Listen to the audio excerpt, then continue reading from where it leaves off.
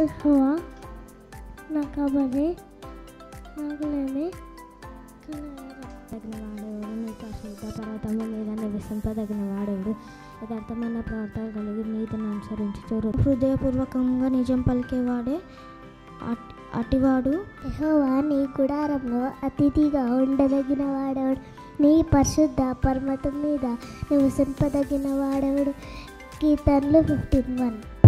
నా రాజా, నా దేవా, నా అర్థాన్ని ఆలకించుము. నిన్నే ప్రార్థించున్నాను. యెహోవా ఉదయం నా కంఠస్వరం నీకు వినబడను.